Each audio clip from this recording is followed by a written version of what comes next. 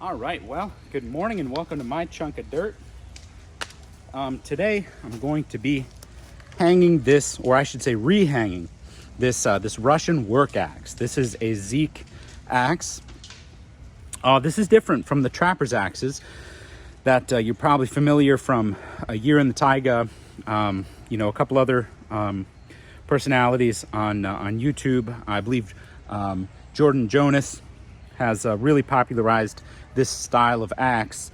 I even think I saw Co-Cracker Bushcraft was doing something with these trapper's axes, with the trapper's axes. This is different from the trapper's axe. It's quite a bit heavier.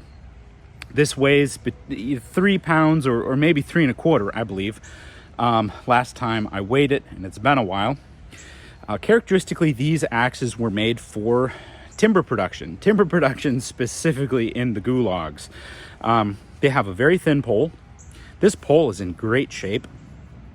They have an extremely wide eye. You will not find a handle off the shelf to fit this eye. They have a handle guard at the bottom, and this is very effective. It works very well. It's a pretty large chunk of steel on the bottom there. They are dated. They're stamped and dated. These were made in the Zik factory. They have a very tall bit, just a very strange shape. You know, you look at this here, this little kind of hump. It's not quite, it kind of just curves down and then really swoops toward the eye. It's just a very, very interesting design. And then down here we have just a very angular, straight shape. So you look at this and it just is a very strange axe. I mean, it's just Russian. This is like the T-34 tank of axes. You look at it and it's just, looks like a dog's breakfast, but boy, can it pack a punch. I mean, that's this axe. It's a great axe to use. Is it well designed? No. Is it beautiful? No. But I tell you what, this is made out of U7 steel. U7 steel, fantastic alloy. It really holds an edge. It takes an edge too. It's fairly easy to sharpen, and that edge lasts a long time. So very much worth having around. Now this is the handle that I'm going to be hanging it on. I carved this one myself. It's made out of white oak. And strangely enough, for these 3-pound axe heads, about the longest handle you're going to find in any of the footage available on YouTube, any of the documentaries, the longest handle you're going to find on these handles is about, what is this? Come on now. This is 25.5 inches. And this is a long handle. This is probably the longest handle that I have ever seen hung on this, 3.5 pound axe head. And this is fairly thin. This is quite thin for those axes. If you look at the axes that these heads were hung on, they were not pretty. This is probably the most shaped axe handle I've seen hung on these axes. But I figure, I've got the wood, why not make something kind of halfway pretty? And so this is my attempt at that. Now, when I first hung it, I got impatient, and I just kind of wanted to see what would happen. I hung it green, just totally green, nice solid hang. Of course, it loosened up, so I threw a barrel wedge in there, and then it loosened up again, so I figured, well, I'm just going to rehang it.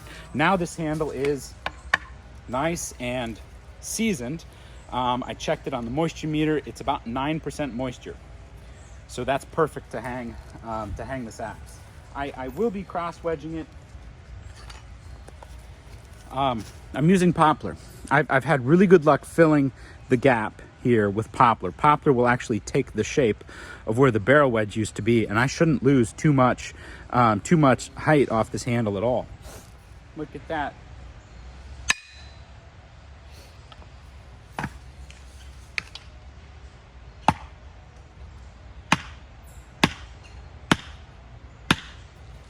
There we go.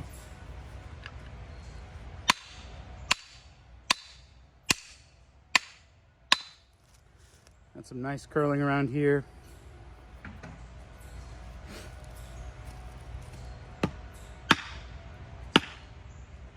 And you know what? If I if I cut this down just a little bit, I'm still going to have a nice long handle, a nice long pack axe size handle, and I should be able to get rid of a lot of this barrel wedge void.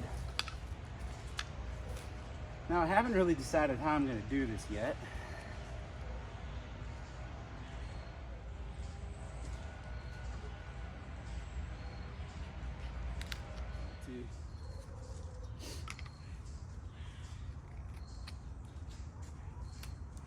All right, so here we go.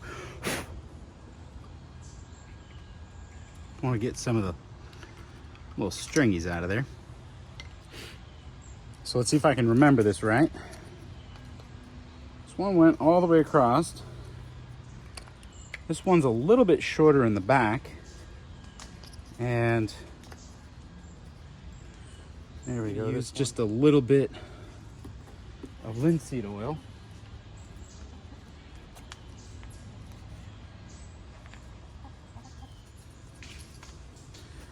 You know what? What the heck?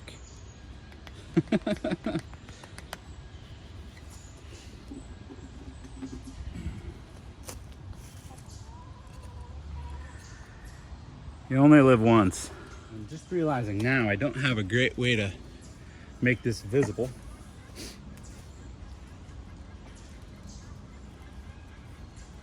So we're gonna go ahead and just try this out.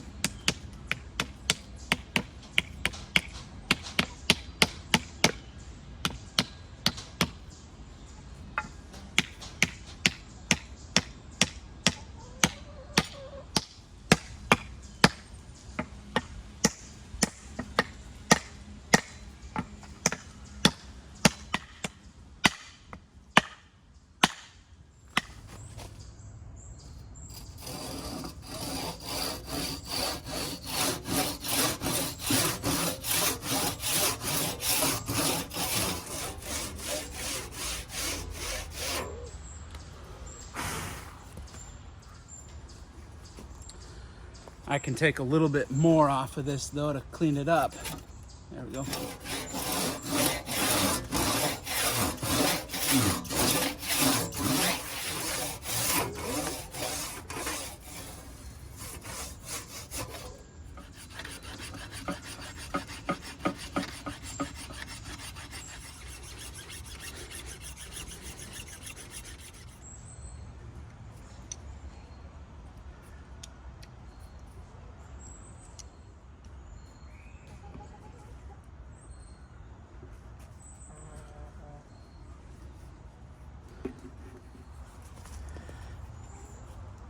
You can just barely see. Well, I mean, you can see it, but you can't see any gaps in here. The poplar more or less took up all of that space. Now, I gotta be pretty careful that there aren't any nails in these logs, because that's exactly where my boys like to put them.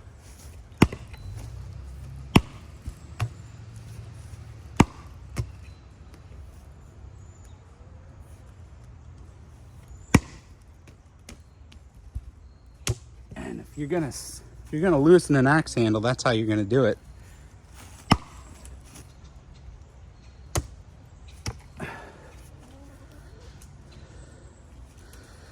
And the way I check if it's loose is I just run my finger over it, and if it skates right across, you're golden. But if it catches, you got a bad hang. Hey, Miss Cute. So there we go. I'd say that's a solid hang. I might give it one more. And you know, you can look at the bottom too. No gaps. Really solid hang so far. Pretty happy with it. We'll give it one more whack.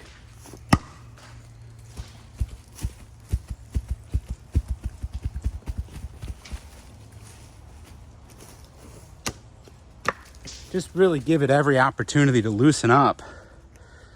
And we're still good. I might put another barrel wedge in here. Not now, but down the road. And this is kind of the audio test.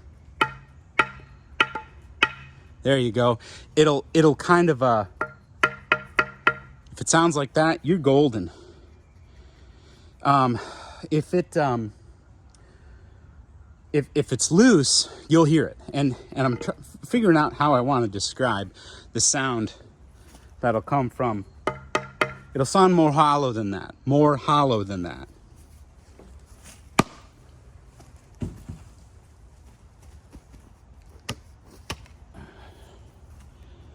Yeah, so we've got a solid hang. Probably take this out camping soon.